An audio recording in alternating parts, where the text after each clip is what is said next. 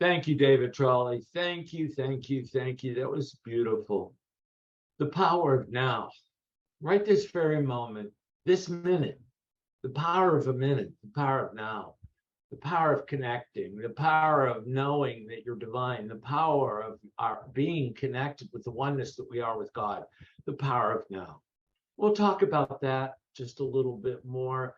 But I wanted to check in with you. There's a small group of you here this morning. And everybody doing okay? Gosh, we got so much going on still. Always. David Trolley's doing good. I see some Kathy Lightall's good. I see some thumbs up. Audrey smiling. Okay. Good, good. Anna's good. We've got fires going on. We've got floods going on. We've got a heat wave going on. We've got a drought. We've got monsoons. We've got... That's enough. Yep. Thank you, Harry. Harry's good. Okay, that's enough. So today's talk about the power of a minute is just what we need. And so listen carefully as we get into Mary Kupferle's words. But I wanted to stop for a minute and talk about just a couple of things that are coming up and kind of connect, because I haven't been here with you for a little bit to connect. And so I want to say thank you to Reverend Vernell Nelson. I hope you all enjoyed her. I know she did a powerful talk 2 Sundays, and I heard someone told me in a small group, I'm not having no more pity parties, Reverend Rich. And I said, amen to that. Yes. So I told Reverend Vernell when I talked to her, you're doing your job, Reverend Vernell. They're getting it. So thank you. And Suke Rowley was here, and wasn't she wonderful? I'd like to have her back. I so enjoyed having her. It was delightful. And then Angelica was here last week when I wasn't here, and she was attending virtually from Germany while she was attending, I believe, her mother's funeral. Oh, what a moment. Thank you, Angelica. Thank you for being here. Thank you for being committed and coming, and God bless you. And we hold your mother in our hearts, and we see her and you still connected as divine spiritual beings, one together. And so I also wanted to talk a couple minutes about some events that are coming up. So World Day of Prayer is this week coming up. It's Thursday, our celebration. World Day of Prayer starts on Wednesday at 7 p.m. Central Time back in Unity Village. And if you go to the e-news or go to unity.org, you'll find everything you need to know about the celebrations back in Unity Village, and you're more than welcome to attend. And Samantha's even put the link to click into the festivities back there in the e-news. And hopefully the solar flares will be down by the middle of the week, and we won't have as much trouble with our Zoom connectivity. And during World Day of Prayer, speaking of Zoom connectivity and being in person, this year our Unity Center of Davis World Day of Prayer is a hybrid, both in person and virtual. The chaplains are so excited, and I'm excited with them, that we'll be hosting World Day of Prayer at the Davis Community Church from 2 to 6 on Thursday, the 8th. I hope I'm saying that date correct. It's Thursday, the 8th. And it's in the fire sign room, and there'll be a sign up directing you. And the chaplains will be there, and we'll be holding your prayer request in prayer, plus leaders of the world and the country sharing prayers. David Trolley will be with us virtually. If you're virtual, just log on. The link is in the newsletter, and you'll be with us because the fireside room is set up for this hybrid type of festivity. So if you have any questions, give your chaplain a call, give me a call, look in the newsletter. And in the newsletter is a button to put your prayer request in, like we did last year. There were so many prayer requests in last year. There were close to 400 and some from Unity Center of Davis last year. So fill out your prayer requests, same as you did last year, by clicking the link in the newsletter. And I'll be sending that out special again this week in one of my emails.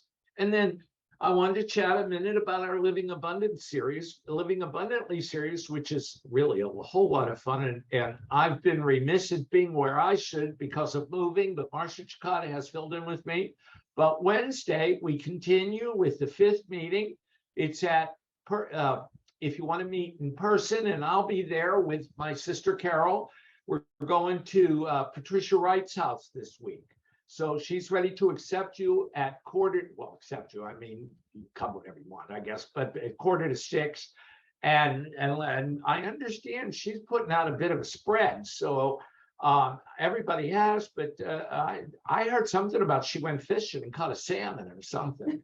So we'll be both virtual and in person for that. And then next week, the last is virtual only. So please join us. The discussion is fun, and we're going to be doing more of these booklet studies. So Mary Kupferle, thank you for that introduction, Ann, on Mary. She's quite a lady. I really love her. And if you remember when we were doing our series on the daily word, we spoke about Mary Kupferle, and I shared one of her writings. And so for the next 2 Sundays, I'm going to be focusing on 2 chapters from her book, God Will See You Through. And it's such a delightful little book, and it's still available. I didn't realize it, but Unity Village republished it at the request of Unity people, because it's such a wonderful little book. Mary, as Ann told you, was in this human experience from 1916 to 2003, and she was a prominent Unity minister in Florida. And her classic book is God Will See You Through. She also wrote What Can Prayer Do for You? God is Healing You Now, and the Mary Kupferle Guide to Prayer.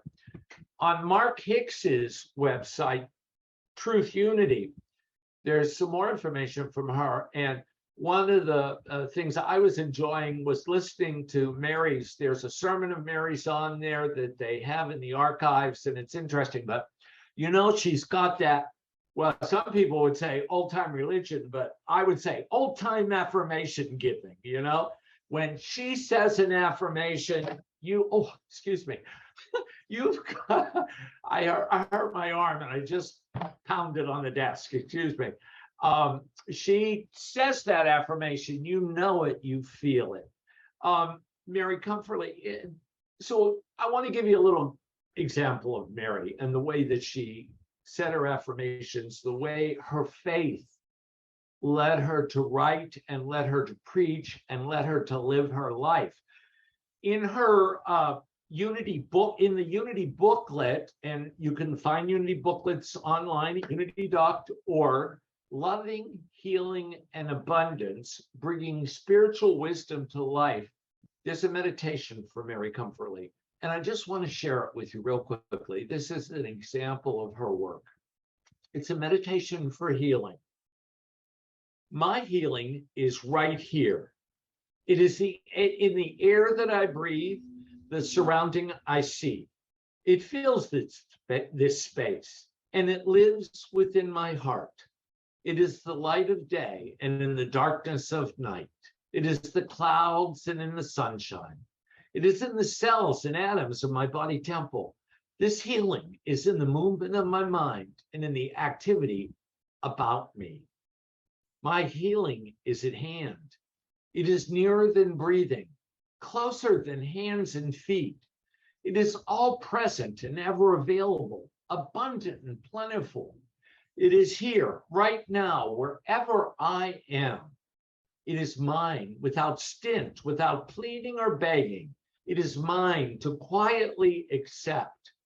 It is to bring me peace, assurance, and blessings beyond measure. Its source is divine, and that source never runs dry, never is lacking, never withholds, never denies. It is the same yesterday, today, and forever. It is within me every moment. I praise and give thanks for this reality, and so it is. Amen. There's conviction in that. There's faith in that. There's truth in that. That there's abundance in that. There's abundance that the source never runs dry, never is lacking, and that it's divine. The source is divine, and that it brings peace, assurance, and blessings. So if it brings all that, why not take advantage of it? And it really only takes a minute. It really only takes a minute. Mary Kupferle's booklet, God Will See You Through, offers positive and life-affirming solutions to coping with everyday solutions. Each chapter details thought-provoking, practical advice such as, just as you are, God loves you. God is in this experience. You are unburdened. The power of a minute, and you can be free. And so we're talking about the power of a minute this week. And what Mary Kupferle tells us is that minute prayers are possible for anyone to practice. No matter where you are, you can call upon the presence of God. Take that minute, in spite of everything, in the midst of everything, regardless of the place or circumstance, no matter where you are. It doesn't matter. You can take a minute. Just take 1 minute and stop. And in the midst of anything, you can take a minute, Mary says, before getting out of bed in the morning. During morning activities, every so often, stop for a minute. Quiet your thoughts, anxieties, rushed feelings, and again, feel yourself enfolded in the presence of God. Everything that seemed so pressing will become secondary. An awareness of being in control will fill you, and you will go forward with order and confidence. Now, let me just go back, because that word that we all love, control, is in there. And it's saying that you've stopped and you've realized you are divine. So we're out of the human experience when we're realizing that I am in control because I'm in my divinity. I am in touch with my 12 powers. I am open and receptive to divine guidance, open and receptive to divine order, open and receptive to divine strength and wisdom. Everything. And so when I come that way, when I allow myself to quiet my thoughts, I see that everything that seems so pressing becomes secondary. And I realize that I can practice this during the noon and afternoon hours. I can keep faithful with the minute prayer. The more rushed I am, the more urgent things appear, the more important it is to stop for just 1 quiet minute in which you turn to the inner light, the presence of God within you. Mary goes on to say that the minute prayer keeps you on the beam. It keeps you on the beam. It keeps you balanced. It keeps you filled with your divine strength, with your divine wisdom, with everything that's yours to have, to go for it. It keeps you balanced. You don't react. You're not saying things that you shouldn't have said or don't want to say. You're not feeling less than or not enough for, or saying but have or should have. It brings you, blah, blah, blah. 1 minute every hour of your working day totals only 10 minutes. 1 minute out of every hour of your working day only totals 8 to 10 minutes. That's not very much. So if during whatever you're calling your working day, even if you're working 18 hours a day by reading and writing and or doing chores or gardening, you can still take a minute out of every hour and connect and realize the minute prayer is keeping you on the beam. It brings you out of the rush of the world into the kingdom of heaven briefly, but long enough to taste, touch, and feel the presence of God in a new degree. It disciplines the mind. It feeds the soul, heals the body, and prospers the affairs. It gives you a taste briefly so that you can remember it, so that when you come back from the moment, you bring it with you. Practicing the presence of God through minute prayers enlarges your capacity for receiving the presence of God, for receiving the presence of God in every detail of life. You find it in your work, in your home, in your body, in your temple, in your family, in your world. You awaken to the presence everywhere. And the more that we're awakened to the presence of God in and through us, the presence everywhere, the more we're on the beam, the more we're centered, the more we're able to move easily and make our way through this human experience. As you begin the minute prayer, visualize the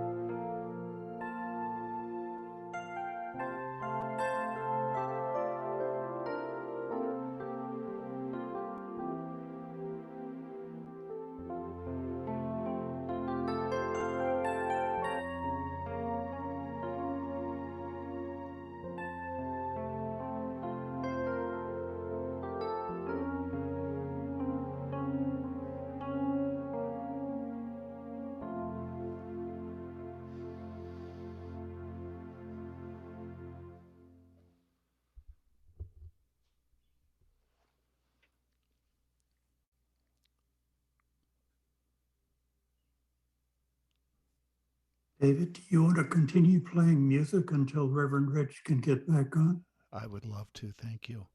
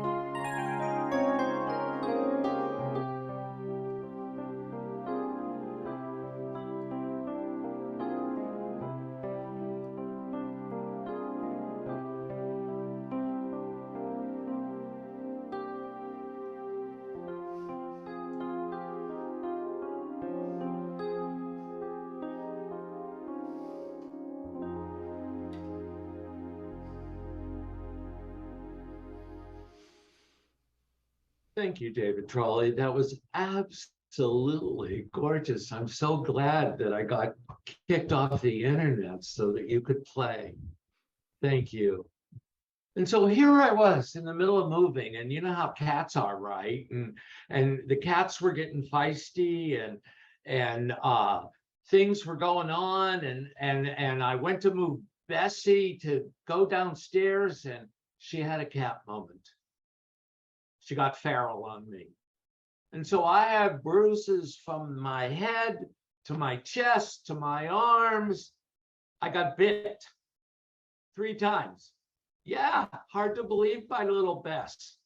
Little Bess, she's now far away from this abode. No, she's still here, but she was scared. And so it was quite a day. And so I had to go to the doctors and everything, and my sister and I still had to move. And so got through all that. And the next day, on Thursday, I've been having 2 college students, 2 sophomores in college, a boy and a girl. And I knew Van because he'd helped me. If y'all remember when I moved my office 2 years ago or last year from my living room into my dining room, Van was one of the boys, him and his brother, that helped me. And so he and Cameron have been helping us move, carrying boxes. Cameron's a girl. And you know what? The Astound man, the broadband man, came on Thursday. Well, of course, there was something wrong with the cable. So we had to go through that. But the next step he was going to need was the remotes, the remote for the TV and the remote for the cable. Do you think we could find those remotes? Do you think we could find those remotes? Me and Cameron and Van are walking around, and it's starting to get upsetting. Carol's in the other apartment upstairs doing collecting last minute items and everything. And I'm saying, you know, the last I remembered seeing them is on the kitchen sink upstairs. Well, we tore through every box in this place. I mean, every box, we were going through it. And finally, I said to Cameron and Van, hey, let's take a minute. Would you guys stop and pray with me? And Cameron said, I like prayer, but I don't like to pray in public. And I said, well, I was going to do the prayer. And she said, I'm in. And Van didn't hesitate. Van said, I'm in, I'm up. And so we just circled up and we stopped for a moment and we prayed. And we just let go of the need to have those remotes right then, and saw that we would find them when we needed them, and that the Astound broadband man would have everything that he needed. And about 30 minutes later, guess who found them? Carol Honda, my sister. They came downstairs. Look, here's the remotes. She said, oh, were you guys looking for these? And oh, yes, thank you. And Cameron said, well, I'm glad we stopped to pray. And so it only takes a minute. There's power in that minute. There's the power in prayer. There's power in stopping. You'll be amazed at 1 minute. That what 1 minute can do for you. It can give you the right perspective. New and rich ideas will bless you. It will take away the cobwebs, relax the muscles, heal the body. Take a minute. Take a minute. Prayer is for anyone and everyone. It's a natural inclination to a child or the adult. It's not an emotional approach to a problem, but a quiet, Christ-like attitude that looks at the good in everything and everyone. It's an attitude of heart and mind, and knows that there is good outworking for every challenge, everything that confronts you in this human experience. So as you go through whatever you're going through, take a minute, discover the power of a minute. Thank you. Thank you for being here this week. Thank you for putting up with me leaving and coming back.